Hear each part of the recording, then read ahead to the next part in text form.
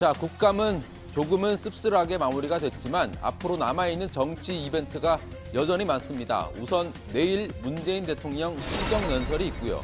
3일에는 박근혜 전 대통령 출당을 매듭짓는 자유한국당 최고위원회가 열립니다.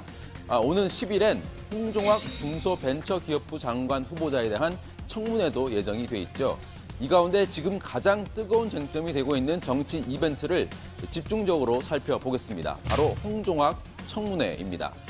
자, 야권에서는 이른바 쪼개기 증여 그리고 딸과의 채무 관계 이런 문제들을 지적하면서 도덕성에 문제가 많다 이런 주장을 하고 있죠. 특히 보수 야당 의원들이 청문회 전에 반드시 낙마시키겠다 이렇게 총공세를 펼치고 있습니다.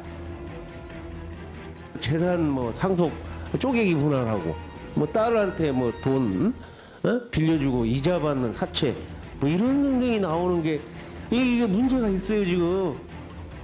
참 우리 사회의 내로남불의 결정체다 하는 그런 인사를 지명한 것을 보고 참 한숨밖에 나오지 않는다는 말씀을 드리겠습니다.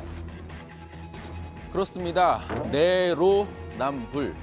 내가 하면 로맨스, 남이 하면 불륜 이런 얘기죠. 야당은 홍 후보자가 내로남불의 끝판왕이다 이렇게 주장을 하고 있죠.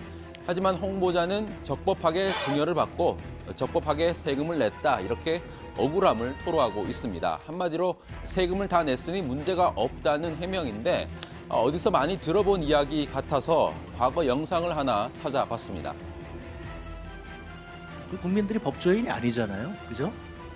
그러니까 그런 법조 상식을 모르는 사람들을 과연 어떻게 설득할 것인가. 근데 지금 답변하시는 걸 보면 나는 세금 다 내서 문제 없다. 세금 다 낸 거 제출하셨어요? 그것을 과연 어떤 국민이 그걸 믿을 수 있을까요?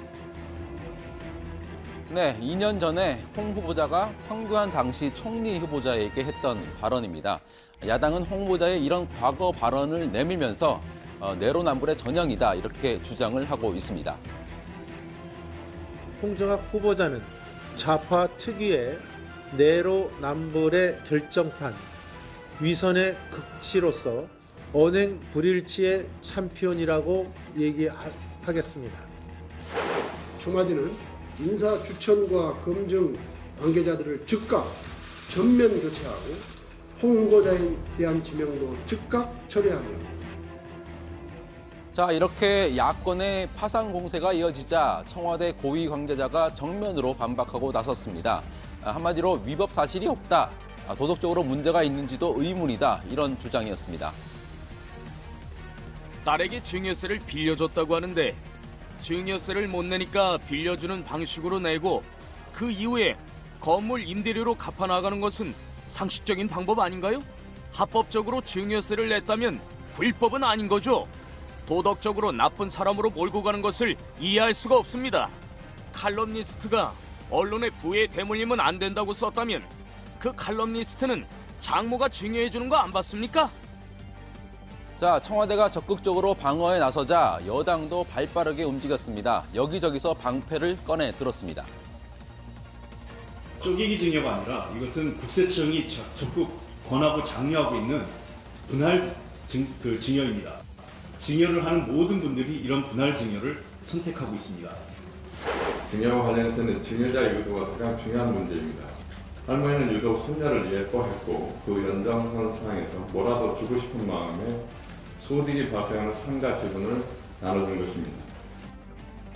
자, 그런데 오늘은 이 홍 후보자가 과거 교수 시절에 단언컨대 참여정부는 부패했다 이렇게 언급한 사실이 또 알려졌습니다. 여권 입장에서는 곤혹스러운 상황이 생겼는데 홍 후보자 측은 참여정부뿐만이 아니라 역대 정부의 경제정책을 경제학자 입장에서 분석한 것이다 이렇게 설명을 했습니다.